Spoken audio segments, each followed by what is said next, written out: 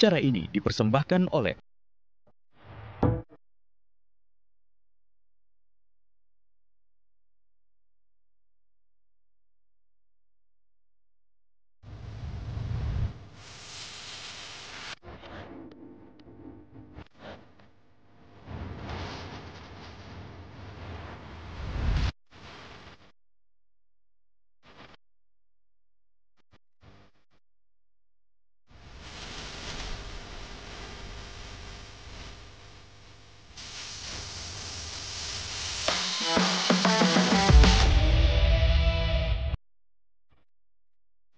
Pemirsa Inspirasi Pagi kembali hadir menyapa Anda bersama saya Farah Manhila.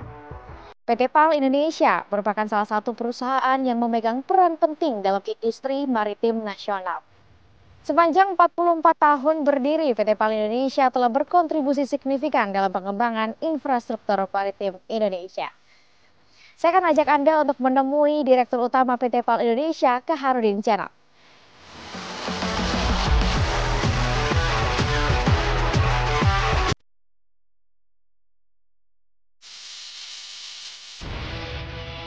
Pemirsa, saya sudah bersama dengan Direktur PT PAL Indonesia, Bapak Kaharudin Cenal. Pak, Assalamualaikum. Waalaikumsalam. Sehat, Bapak? Alhamdulillah. Alhamdulillah, Pak. Kita sedang berada di mana ini, Pak? Kita sudah memakai pengaman ya, Pak, helm. Kita sedang berada di hanggar pembangunan kapal selam fasilitas dari PT PAL Indonesia. Ini kunci tempat untuk merangkai kapal bagaimana, Ya. Pak? Ini tempat satu-satunya yang ada di Asia Tenggara yang menjadi kebanggaan Indonesia bahwa kita terbaik di Asia Tenggara. Satu-satunya yang memiliki fasilitas pembangunan kapal selam. Wow. Hanggar kapal selam. Hanggar kapal selam. Punya PT PAL Indonesia. Oke, kemudian terkait proyek dari PT PAL, kita langsung membahas soal proyek yang paling santer terdengar ini, Pak. Soal Frigate Merah Putih. Ini bagaimana ceritanya sampai akhirnya PT PAL dipilih untuk membuat Frigate Merah Putih ini, Pak? Iya, rencana pembangunan proyek Frigate ini sebenarnya sudah berlangsung sudah cukup lama. Tapi kemudian ketika di era Bapak Prabowo Subianto menjadi Menteri Pertahanan Republik Indonesia, beliau lebih menekankan lagi agar Frigate ini harus dibangun secara mandiri di dalam negeri. Ada dua hal dengan keputusan ini. Yang pertama adalah kita ingin memperlihatkan kekuatan yang sebenarnya dari satu alutsista adalah ketika ini dibangun secara mandiri. Jadi teknologi dan sebagainya tentunya ini menjadi sesuatu yang tidak diketahui secara umum ketika kita bangun secara mandiri.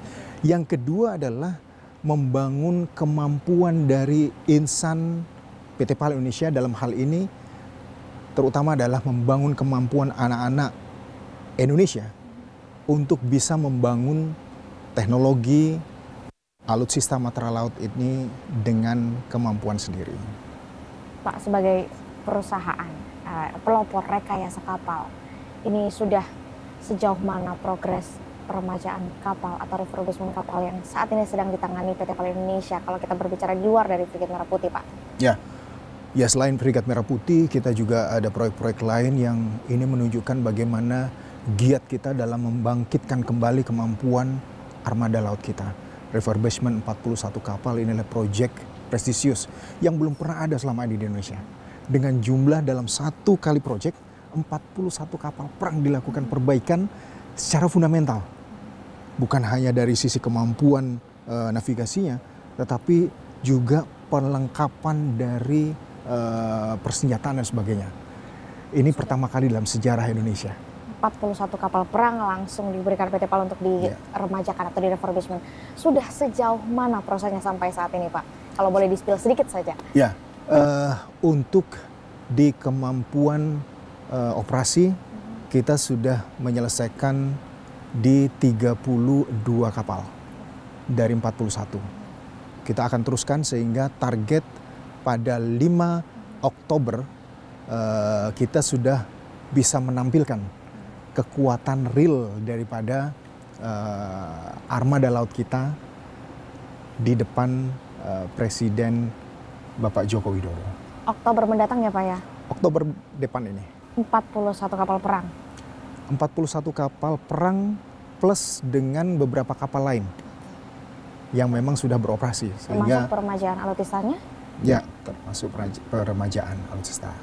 Dan satu lagi bahwa membangun kekuatan armada laut atau kekuatan alutsista secara keseluruhan di satu negara ini juga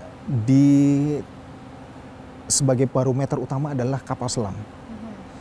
Jadi seberapa jauh satu negara itu memiliki kapal selam dan utamanya seberapa jauh satu negara ini memiliki kemampuan untuk membangun kapal selam. Ini menjadi barometer bagi kekuatan militer di setiap negara. Karena apa? Karena kapal selam ini adalah produk teknologi militer yang memiliki kompleksitas paling tinggi. Bahkan dibandingkan dengan pesawat tempur. Jenis apapun. Maka kapal selam ini memiliki kompleksitas yang paling tinggi, memiliki jumlah spare part yang jauh lebih banyak dibandingkan dengan alutsista lainnya. Maka kita di PT PAL ini menjadi kehormatan bagi PT PAL sebagai satu-satunya galangan kapal di Indonesia yang memiliki dan diberikan fasilitas untuk membangun fasilitas kapal selam. Iya, sudah sejauh mana Pak sinergitas antara pemerintah khususnya pertahanan ya Pak ya dengan PT PAL Indonesia dalam progres proyek kapal selam ini Pak? Ya, fasilitas ini seluruhnya didanai pemerintah melalui mekanisme PMN, penyertaan modal negara di tahun 2021, kemudian dilengkapi lagi sehingga secara keseluruhan ini sudah selesai, tinggal pembangunan shiplift itu menjadi salah satu bagian. Dan pemerintah juga memberikan kepercayaan penuh kepada PT PAL Indonesia untuk membangun proyek Skorpen yang sudah santer di media. Ya. Kontrak pembangunan Skorpen akan dilaksanakan 100% di PT PAL Indonesia. Selain itu pemerintah juga memberikan kepercayaan bagi PT PAL untuk membangun persenjataan yang itu cukup rahasia, yaitu kapal selam otonomos atau disingkat dengan KSOT. Kita akan bahas semuanya satu-satu ya Pak ya, pelan-pelan Pak. Kita bahas Skorpen dulu Pak. Oke. Ini apa yang membedakan dengan kapal selam sebelumnya yang sudah dibuat oleh PT PAL? Ya, kapal selam Skorpen merupakan satu kapal selam yang sudah diakui oleh dunia, digunakan oleh beberapa negara di dunia ini, dan terutama adalah Skorpen yang akan dibangun di Indonesia ini adalah new generation, di mana sudah menggunakan lithium baterai sebagai baterai untuk penggerak, dan juga dengan kemampuan ini kapal selam Skorpen new generation ini akan memiliki kemampuan submerge yang jauh lebih lama dibandingkan dengan kapal selam yang sudah kita miliki selama ini. Oke, persenjataannya semakin mutakhir, teknologinya semakin canggih pula. Betul. Sudah sejauh mana proses pengerjaannya Pak? Berapa persentase nih Pak? Ya, kalau secara persentase kita secara pembangunan fisik belum, kita masih menyelesaikan beberapa negosiasi teknis, terus kemudian juga menyelesaikan beberapa persyaratan-persyaratan kontrak, ya, baik itu persyaratan administrasi maupun persyaratan finance dan sebagainya. Ini kita melakukan banyak progres terkait dengan itu, dan setelah itu baru masuk kepada progres untuk procurement. Baik, kalau melihat dari rencana pembangunan proyek kapal selam Skorpen ini ya Pak ya, kira-kira apa tantangan yang nanti akan dihadapi oleh para SDM yang ada di PT PAL ini Pak? Ya, yang seperti saya sampaikan tadi bahwa kapal selam ini adalah simbol bagi tinggi rendahnya kemampuan militer di satu negara. Maka kapal selam ini begitu kompleksnya, teknologinya, equipment yang juga dipasang, persenjataan yang dipasang dan sebagainya. Maka ini tantangan besar bagi PT PAL Indonesia. Di mana sekarang ini kurang lebih di 150 tenaga ahli yang ada di PT PAL, dan ini akan kita terus tambah, kita akan terus cetak tenaga ahli berikutnya hingga kebutuhan pada posisi yang peak yaitu di hingga 900 personil. Ini terus akan kita lakukan proses-proses secepatnya untuk bisa memenuhi. Pak, kita jeda sebentar karena akan ada iklan terlebih dahulu. Inspirasi Pagi akan kembali saat lagi.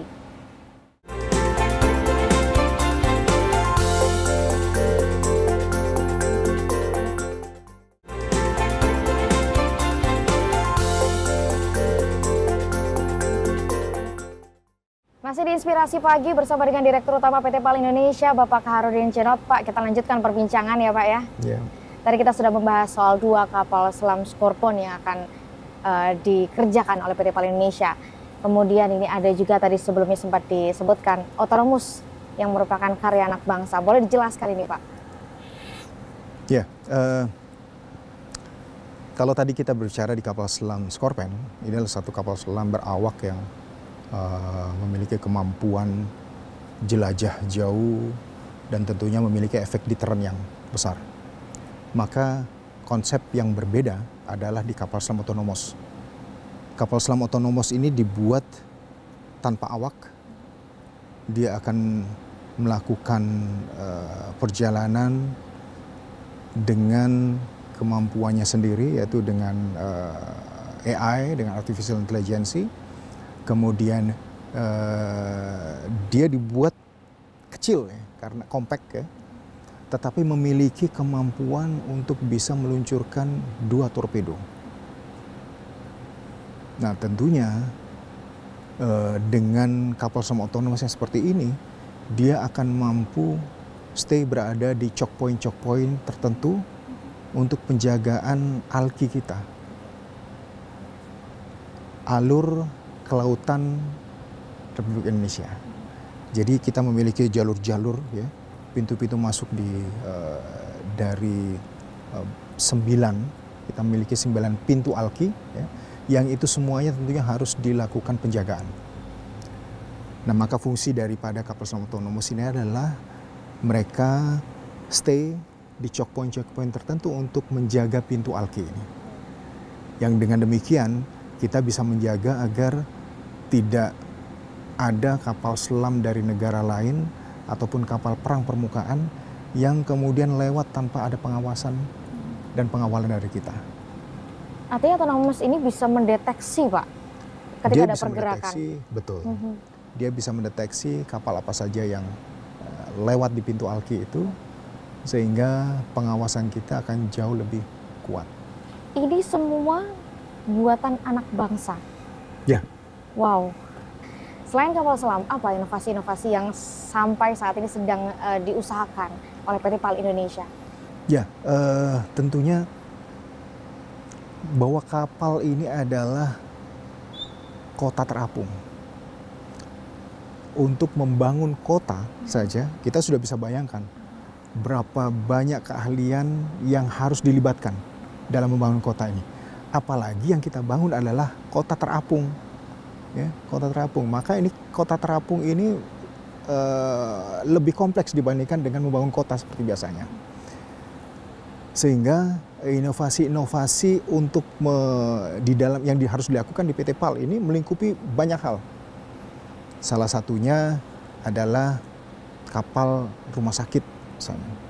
Ya, bagaimana kita mengkonversi kapal LPD menjadi kapal rumah sakit yang di dalamnya lengkap dengan seluruh peralatan-peralatan, bahkan itu sampai di ruang operasi. Di alat-alat medis lainnya juga lengkap, ya. Ada CT scan dan sebagainya, lengkap semuanya. Selain itu ada juga bagaimana kita membangun kapal pembangkit listrik. Jadi pembangkit listrik terapung itu juga sudah kita bangun. Ya, kemudian sudah deliver. Ini kita akan melakukan delivery untuk kapal pembangkit listrik yang kedua.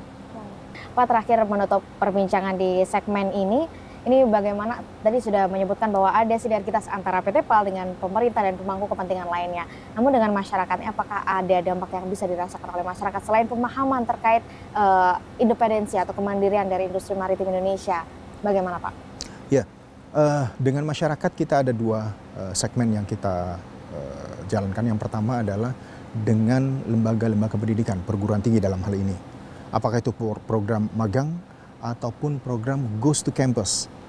Goes to Campus ini kita laksanakan untuk memberikan gambaran secara utuh bahwa pelibatan SDM teknologi itu bukan hanya lulusan dari jurusan perkapalan di PT PAL ini, tetapi melibatkan, karena seperti saya sampaikan tadi bahwa ini membangun kota terapung, melibatkan jurusan arsitektur, melibatkan jurusan bahkan matematika, statistik, ataupun jurusan-jurusan lain yang itu tergambar dalam bagaimana membangun kota, bagaimana membangun gedung bertingkat dan sebagainya.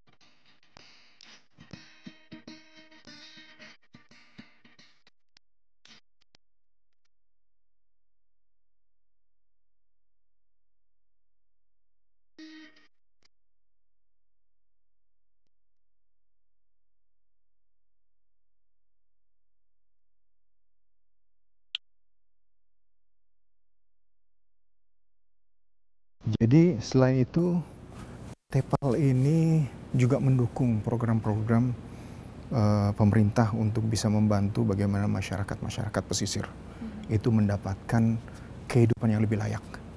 Salah satunya adalah kita bersama dengan Universitas Pertahanan membangun rumah terapung yang kemarin sudah diresmikan oleh Presiden terpilih Bapak Prabowo Subianto, yang telah diberikan kepada masyarakat pesisir, sehingga yang tadinya mereka hidup dalam satu rumah di mana hampir setiap pagi rumah itu tenggelam.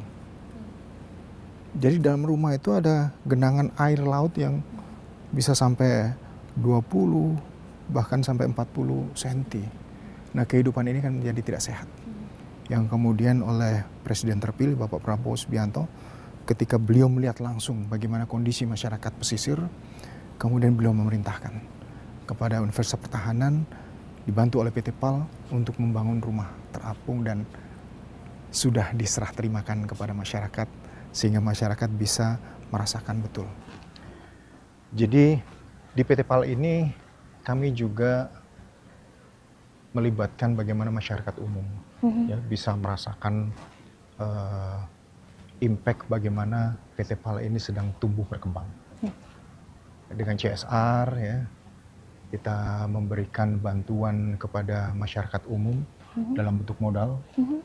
Itu modal yang bergulir dan sebagainya, yang ini tentunya mengikuti program dari Kementerian BUMN ya, dengan memberikan CSR kepada masyarakat yang ada di sekitar ya, sehingga PT PAL mendapatkan predikat industri yang melakukan investment terbesar di Surabaya. Jadi bagaimana impact daripada PMN yang ditanamkan dari negara kepada PT PAL ini bisa langsung dirasakan dan memberikan efek kepada Surabaya tentunya.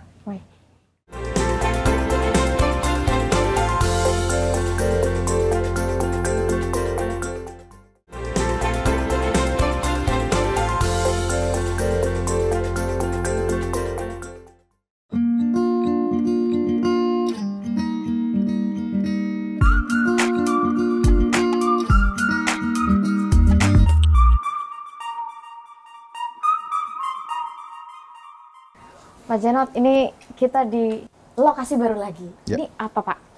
Lokasi apa? Fungsinya apa nih, Pak? Ya, ini adalah divisi desain untuk kapal, dan khusus bagian ini adalah bagian basic design. Basic design itu yang menentukan nanti bagaimana kapal itu dibuat, performance-nya seperti apa, ukurannya seperti apa, berapa ruangan, kemudian peralatan apa saja yang dipasang secara umum. Betul. Dan ini yang berhubungan dengan user. Bagian awal ya, Pak? Bagian awal dari proses desain. Pertanyaannya nih, Pak. Ya. Semua sipiat yang ada di PT PAL ini apakah semua didesain oleh anak-anak bangsa atau seperti apa, Pak? Ya, PT PAL ini dibangun sejak 44 tahun yang lalu. dan memang sejak awal didesain untuk memiliki kemampuan desain, karena ini menjadi syarat utama bagi PT PAL untuk menjadi galangan kapal yang sebenarnya. Nah, ini sudah dibangun dari 44 tahun yang lalu dengan mengirimkan orang-orangnya itu ke Jerman, ke Belanda, kemudian juga ke Jepang, dan terakhir ke Korea Selatan. Ya, Pak. Pak, kita boleh langsung ke war room untuk melihat bagaimana prosesnya. Kesana boleh, Pak? Baik. Mari. Terima kasih.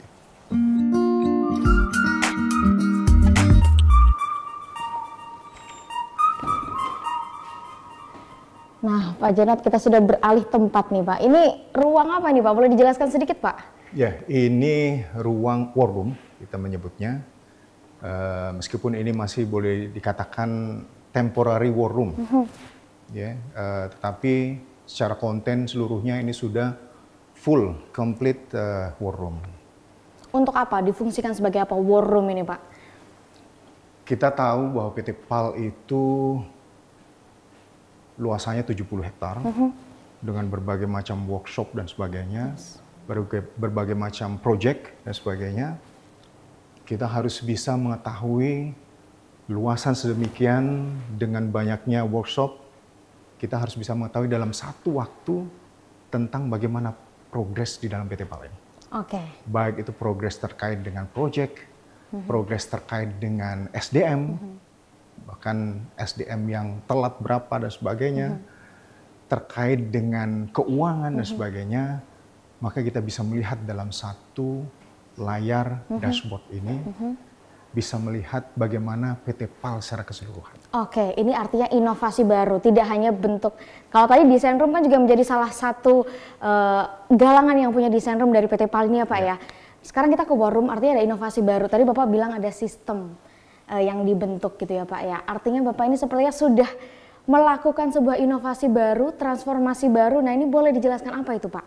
Ya, kalau dashboard, saya pikir di era sekarang ini hampir seluruh instansi, kementerian dan sebagainya sudah memiliki dashboard. Bahkan kita tahu bahwa smart city di beberapa kota itu sudah memiliki dashboard war room. Nah, tapi di sini yang menjadi kunci daripada industri maritim 4.0 atau saya sebutnya dengan AIM4 itu adalah bagaimana menunjukkan kinerja pekerjaan yang sebenarnya di lapangan itu kemudian bisa divisualisasikan di dashboard.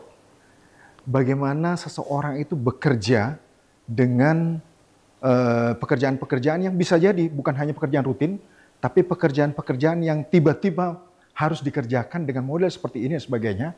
Ini terakomodir semua dalam KPI yang kemudian itu memberikan gambaran bagaimana kinerja seorang pekerja itu. Nah, itu KPI harian personal itu bisa ditampilkan di dalam gadget AIM4 masing-masing. Jadi mereka bisa mengukur, wah, kerja saya kemarin sekian. Ini dibandingkan dengan 2 hari yang lalu ada penurunan. Berarti hari ini saya harus bekerja lebih baik daripada yang kemarin. Nah, personal, jadi prestasi atau kinerja personal itu yang kemudian dikombinasikan, ditampilkan secara komprehensif di dalam dashboard ini. Nah, jadi siapapun bisa melihat, Pak? Kenapa? Masing-masing pegawai semua bisa melihat kinerja satu sama lain? Semua bisa melihat. Jadi kita menginginkan adalah bagaimana kontrol kinerja, kedisiplinan, kemudian sekaligus juga bagaimana kondisi perusahaan, sehingga tiap-tiap pegawai itu bisa melihat. Jadi yang kita usung di sini juga salah satunya adalah keterbukaan. Ini yang menjadi ciri khas utama transformasi digital dalam satu industri. AIM4 gitu ya kalau Pak Janat menyebutnya. Ya. Berarti apakah ada peningkatan efektivitas dari pekerja karyawan di sini, Pak? Atau seperti apa? Ya, dengan AIM4 ini, setiap pekerja, dia ketika mengerjakan satu pekerjaan, di mana dari atasannya sudah memberikan work order. Satu pekerjaan tertentu dengan durasi 4 jam misalnya, durasi pekerjaan itu. Maka ketika dia mengerjakan, itu juga akan terrecord atau dia yang memasukkan inputan sehingga dia bisa juga menilai kerja saya yang sudah diberikan oleh atasan saya 4 jam itu, berapa jam saya bisa selesaikan. Kalau masih 6 jam berarti di pekerjaan berikutnya saya harus bisa melakukan percepatan-percepatan dalam pekerjaan, tetapi tidak mengurangi kualitas. Nah ini yang, karena kualitas itu juga akan muncul di gadget ini, muncul di dashboard ini. Oke. Sepanjang penerapan AM4 ini Pak, ada tantangan tersendiri nggak dari human resource-nya? Apakah mereka merasa keberatan atau seperti apa responnya Pak? Naturalnya akan seperti itu, dimanapun akan terjadi penolakan-penolakan. Ini tidak hanya di PT PAL, di semua industri, di semua kementerian, ya, ini akan terjadi. Itu sunatullah, itu sesuatu yang wajar. Justru menjadi tidak wajar kalau kemudian semuanya langsung menerima. Artinya, transformasi digital ini belum membuat satu perubahan. Tapi ketika transformasi digital ini membuat perubahan, maka kita selama ini sudah nyaman dengan kondisi saat ini, nyaman dengan environment yang ada di PT PAL selama ini, nyaman dengan bisnis proses yang ada semua, tiba-tiba kemudian dirubah seluruhnya. Karena ini boleh dikatakan hampir seluruh aspek korporasi, hampir seluruh aspek bisnis proses berubah secara total.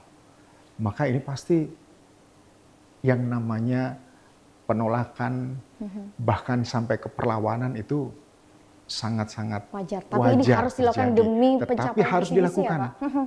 Karena target kita adalah bagaimana mengubah PT PAL ini menjadi industri berkelas dunia. Dan kalau harus menuju atau menjadi industri berkelas dunia, kita harus mengubah budaya kerja, kinerja dan sebagainya, kedisiplinan dan sebagainya. Nah, untuk mengubah itu, kita butuh puluhan tahun dengan cara yang biasa. Maka dengan transformasi digital inilah, pemaksaan untuk berubah budaya kerjanya, atmosfer kerjanya dan sebagainya, itu bisa dipersingkat. Jauh lebih singkat dibandingkan dengan cara yang konvensional. Baik. Selain transformasi digital yang sudah dicanangkan oleh Pak Jenot sendiri, apa Pak, pertanyaan terakhir nih, rencana strategis PT PAL ke depannya untuk mewujudkan seluruh visi misinya? Transformasi digital ini hanya awal. Ini adalah basic dari satu perubahan. Maka ketika ini sudah dijalankan, yang berikutnya adalah mulai membangun kapasitas produksi. Kapasitas produksi ini harus dilipat gandakan.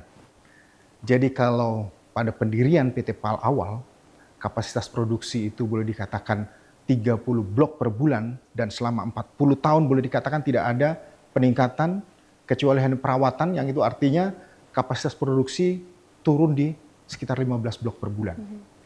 Maka dengan dasar transformasi digital ini, sangat memungkinkan kita akan melipat gandakan menjadi 50 blok per bulan, kemudian 75 blok per bulan, dan bahkan target tertinggi kami adalah menjadi 120 blok per bulan untuk bisa bersaing dengan galangan kapal kelas dunia. Amin, amin, amin. Semoga itu terwujud. Pak Jenot, terima kasih banyak atas waktunya sudah diluangkan hari ini. Kita sudah lama berbincang-bincang bahas soal PT PAL, dan kita semua doakan ya Pak ya, semoga PT PAL bisa terus mencapai visi misi yang sudah dicanangkan, dan semua SDM-nya, human resource-nya semua benar-benar seinovatif Pak Jenot selaku pimpinannya. Terima kasih banyak. Terima kasih. Pak Jenot atas waktunya, salam sehat selalu. Pemirsa, demikian Inspirasi Pagi bersama dengan Direktur Utama PT PAL Indonesia, Kak Harudin Jenot. Saya Farah Manila pamit, terima kasih. Wassalamualaikum warahmatullahi wabarakatuh. Sampai jumpa.